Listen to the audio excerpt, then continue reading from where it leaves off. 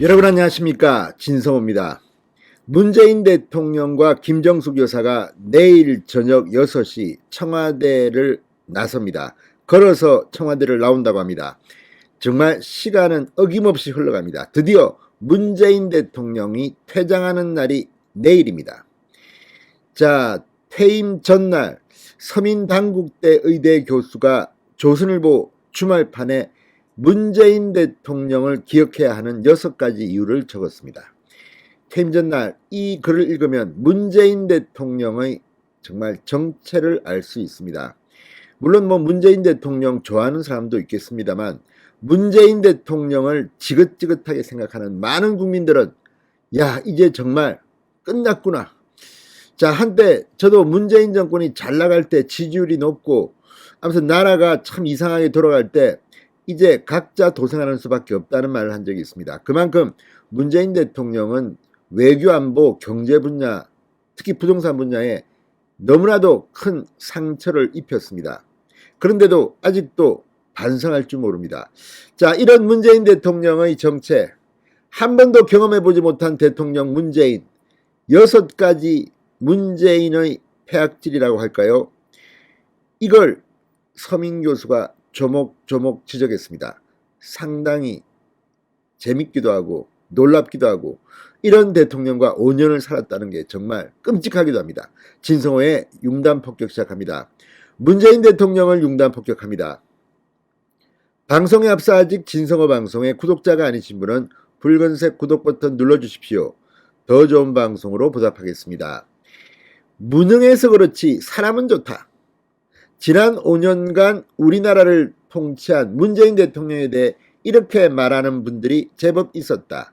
높은 지위에 있는 분이 무능하면 그것이야말로 나쁜 것 아니냐고 반문해보지만, 그렇게 따지면 좋은 사람이 얼마나 되느냐는 반론에 부딪히곤 했다.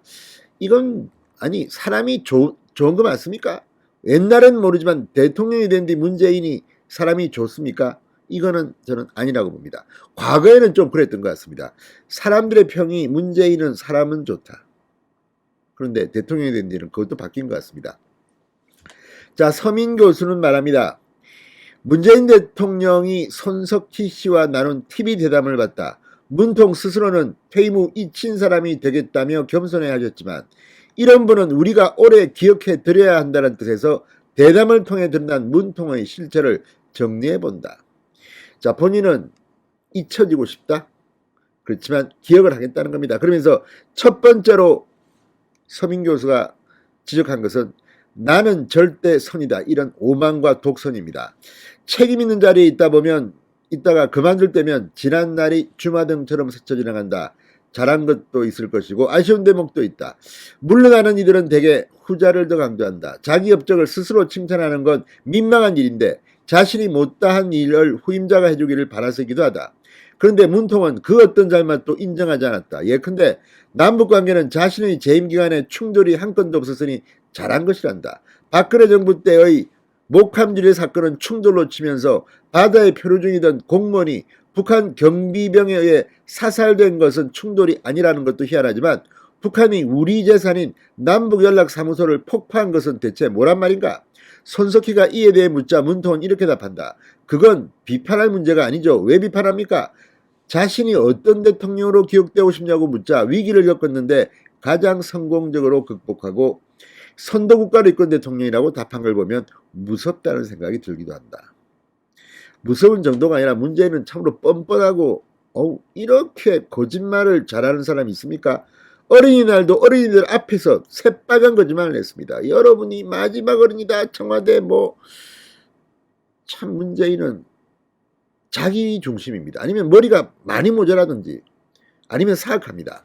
자, 두 번째로 서민 교수가 든 것은 코로나입니다. 미안하고 고맙다. 자, 손석희와의 대함에서 문통은 코로나를 마치 전가의 보도처럼 휘둘렀다. 부동산 폭등은 코로나로 인해 유동성이 늘어난 탓이고, 대선 공약이던 최저임금 1만 원을 달성하지 못한 것도 갑자기 코로나가 터진 탓이다. 기자회견 횟수가 적은 것은 기자들과 만나려 할 때마다 코로나 상황이 악화됐기 때문이다. 이것 말고도 코로나는 조국 사태 이후 지지율 하락을 겪던 민주당에 총선 압승을 안겨줬고 정권에 반대하는 시위를 원천 봉쇄주의까지 했으니 이쯤 되면 문통이 코로나 덕을 봤다고 말할 수 있지 않을까. 참 코로나, 정말 코로나가 없으면 광화문 광장이 100만 명, 200만 명이 모였을 겁니다. 자, 세 번째는 핑계의 제왕이라고 비판했습니다. 핑계의 제왕. 진짜 문재인 대통령은 핑계의 진짜 대마왕이라는 생각이 듭니다. 자, 문통은 다음과 같이 말했다. 억울한 점을 이야기하자면 나는 한 번도 링 위에 올라가 본 적이 없다. 그런데 마치 대통령 보고 선거에 졌다고 하는 것은 조금 문제가 있어 보인다. 자, 지금 이 5년 만에 민주당이 대선에서 패배해서 정권을 내주게 된 것에 대한 소회를 물었을 때 이런 말들을 하는 거 보면 참 그렇습니다. 문재인 대통령은 정녕 자신이 어떻게 해서 5년 만에 정권을 내줬는지를 모르는 건지 아니면 알면서도 이렇게 하는 건지 아무튼 핑계의 제왕입니다. 불리한 질문은 패스한다. 손석희는 민주당이 검수완박을 너무 급하게 밀어붙이는 게 아니냐고 묻는다. 지난 5년간 뭘 하다가 퇴임한 달을 앞두고 이러냐는 말도 덧붙였다. 문통의 대답은 이랬다. 의견을 말하지 않겠습니다. 그래도 한 번 더 여쭤본다면 마찬가지입니다.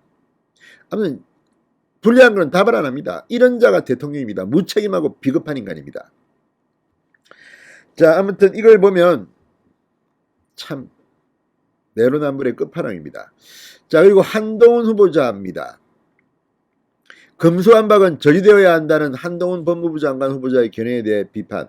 반드시 저지하겠다 이런 식의 표현을 쓰는 건 부적절하다. 실제 한동훈은 반드시 저지하겠다는 표현을 쓰지 않았습니다. 저지돼야 한다. 물론 같은 뜻이지만 문통이 검수완박을 찬성한 것을 스스로 실토한 겁니다. 문통은 역사에 아주 나쁜 인간으로 기록될 가능성이 높습니다. 다섯 번째, 어려운 말은 못 알아듣는다. 이건 본인의 능력과 관련된 겁니다. 지적 수준과 관련된 것이다. 이런 생각도 듭니다. 손석희가 이 정부의 검찰총장 출신을 유력한 야당 후보로 만든 것도 모두 민주당 정권이 자초한 일이다라는 심상정의 말을 인용하며 듣기에는 아픈 지적인 것 같다고 말하자 문통은 이렇게 말합니다. 그러면 다른 출신이면 괜찮은 건가요? 검찰총장을 탄압해 오히려 대선 후보로 키워줬지 않느냐는 질문에 출신을 이야기하다니 손석희는 당황한다. 그 뜻으로 말씀드린 게 아니라 그러니까 지금까지 검찰총장 출신이 없었기 때문에 검찰총장이라는 게 별로 좋은 조건은 아니죠. 손석희가 다시 설명하지만 문통은 여전히 질문의 의도를 파악하지 못한다. 아무튼 실제로 이해를 못했는지 이해를 못하는 척하는 것이 어려운 말귀는 또 못 알아듣는 거 봅니다. 마지막입니다. 만만한 윤석열, 두려운 김정은. 윤석열 당선인은 마지막까지 뒷다리를 잡으려고 발버둥 치는 문재인이 김정은에 대해서는 꼼짝 못한다는 그런 뜻으로 보입니다. 자, 이 김정은에 대해서는 문통이 이렇게 말했다고 합니다. 평가하지 않겠다. 지금은 평가하기에 적절한 국면이 아니다. 탁현민에 따르면 문통은 대담 후 무척 만족해했단다. 문통의 또 다른 특징을 알 수 있다. 다른 일을 열받게 함으로써 자신은 행복해야 한다는 것. 결국 그는 검수완박법을 통과시켰다.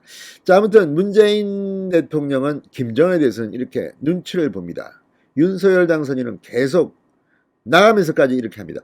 이 이유를 특히 탁현민을 통해서 하는 걸 보면 본인이 뭐 입을 닫으라고 했다는데 계속 떠드는 것을 방치한 것인지 아니면 문재인이 이제 먹히지 않는 것인지 아니면 사실상 뒤에서 지시한 건지는 모르겠습니다. 그렇지만 문재인 대통령의 이 마지막까지 모습은 퇴임한 뒤 아마 상당한 부메랑이 돼서 문재인 대통령에게 날아갈 것으로 보입니다. 서민 교수가 6가지 문재인을 기억해야 하는 이유 상당히 설득력이 있습니다. 진성호의 융단 폭격이었습니다. 여러분 감사합니다.